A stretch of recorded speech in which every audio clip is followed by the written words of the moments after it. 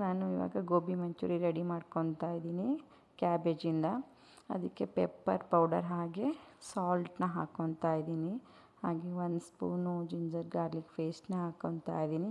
3 spoon cornflour ಹಾಕ್ಕೊತಾ ಇದ್ದೀನಿ. ಹಾಗೆ 2 ಸ್ಪೂನು ಮೈದಾ ಹಿಟ್ಟನ್ನ ಹಾಕ್ಕೊತಾ ಇದ್ದೀನಿ. ಹಾಗೆ ಅದಕ್ಕೆ ನಾನು ಸ್ವಲ್ಪ ಖಾರಕ್ಕೆ ಅಂತ ಚಿಲ್ಲಿ ಪೌಡರ್ನ ಹಾಕ್ಕೊತಾ ಇದ್ದೀನಿ 1 ಸ್ಪೂನಷ್ಟು. ಸೊ ಇದನ್ನೆಲ್ಲ ಹಾಕ್ಕೊಂಡು ಚೆನ್ನಾಗಿ ಮಿಕ್ಸ್ ಮಾಡ್ಕೊಳ್ಳಿ. ಹಾಗೆ ಸ್ವಲ್ಪ ಸಾಲ್ಟ್ ಕೂಡ ಹಾಕ್ಕೊಂಡಿದ್ದೀನಿ. ವಾಟರ್ನ ಹಾಕ್ಕೊಂಡು ಚೆನ್ನಾಗಿ ಮಿಕ್ಸ್ ಮಾಡ್ಕೊತಾ ಇದ್ದೀನಿ. ಸೊ ಈ ಗೋಬಿ ಮಂಚೂರಿನೇ ಇವತ್ತು ಆ್ಯಕ್ಚುಲಿ ಸ್ಪೆಷಲ್ ಅಂತೇನಿಲ್ಲ, ಸುಮ್ಮನೆ ಮಾಡಬೇಕು ಅಂತ ಅನ್ನಿಸ್ತು ಮಾಡಿದೆ. ಎಲ್ಲ ನೀಟಾಗಿ ಮಿಕ್ಸ್ ಮಾಡಿಕೊಂಡೆ. ಇಲ್ಲಿ ಆಯಿಲ್ ಬಿಸಿಯಾಗಿದೆ. ನಾನು ಗೋಬಿ ಮಂಚೂರಿನ ಹಾಕ್ಕೊತಾ ಇದ್ದೀನಿ. ಗೋಬಿನ ಹಾಕ್ಕೊಂಡು ಫ್ರೈ ಮಾಡ್ಕೊತಾ ಇದ್ದೀನಿ.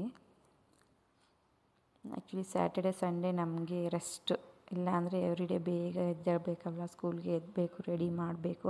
ಸ್ಯಾಟರ್ಡೆ ಸಂಡೇ ಬಂದರೂ ನಮಗೂ ಕೂಡ ರಜೆ. ಹಾಗಾಗಿ ನಾನೇನು ಅಷ್ಟು ಸ್ಪೆಷಲೆಲ್ಲ ಮಾಡೋಕ್ಕೆ ಹೋಗಲ್ಲ, ಸುಮ್ಮನೆ ರೆಸ್ಟ್ ಮಾಡಿಬಿಡ್ತೀನಿ. ಸೊ ನೋಡಿ ಗೋಬಿ ರೆಡಿ ಆಯಿತು.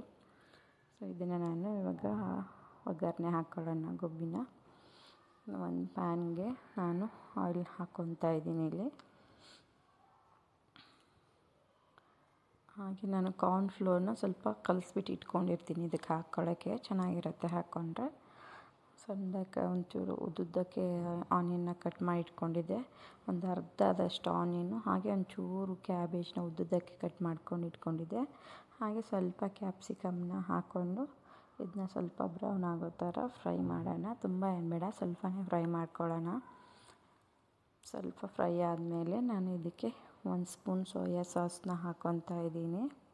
ಹಾಗೆ 1 ಸ್ಪೂನು ಚಿಲ್ಲಿ ಸಾಸ್ನ ಹಾಕ್ಕೊತಾ ಇದ್ದೀನಿ. ನಿಮಗೆ ಖಾರ ಜಾಸ್ತಿ ಬೇಕು ಅಂದರೆ ಜಾಸ್ತಿನೂ ಹಾಕ್ಕೋಬೋದು. ನಾನಿಲ್ಲಿ ಸ್ವಲ್ಪನೇ ಹಾಕ್ಕೊತಾ ಇದ್ದೀನಿ ಚಿಲ್ಲಿ ಸಾಸ್ನ, 1 ಸ್ಪೂನ್ ಅಷ್ಟೇ ಹಾಕ್ಕೊತಾ ಇದ್ದೀನಿ.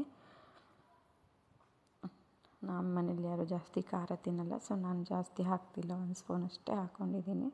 ಹಾಗೆ ಇದಕ್ಕೆ ನಾವು ಟೊಮೆಟೊ ಸಾಸ್ ಕೂಡ ಹಾಕ್ಕೊಳ್ಳೋಣ. 1 ಸ್ಪೂನ್ ಟೊಮೆಟೊ ಸಾಸ್ ಹಾಕ್ಕೊಂಡು ಇದನ್ನ ಚೆನ್ನಾಗಿ ಮಿಕ್ಸ್ ಮಾಡ್ಕೊಳ್ಳೋಣ.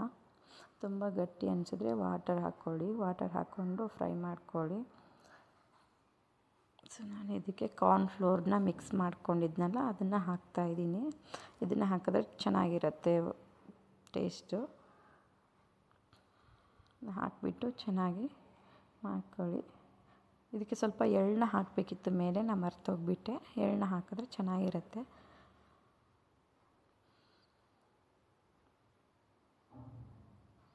ಮೇಲೆ ನಾನು ಕೊತ್ತಂಬರಿ ಸೊಪ್ಪನ್ನ ಹಾಕ್ಕೊತಾ ಇದ್ದೀನಿ.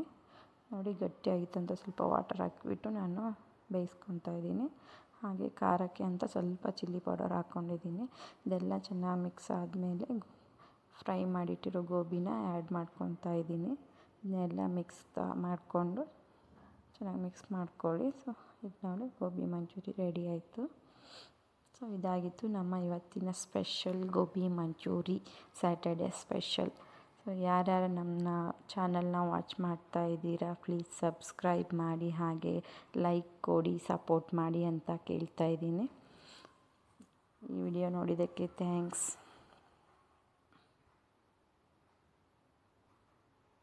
ಬಾಯ್, ಮತ್ತು ನಾಳೆ ಸಿಗೋಣ.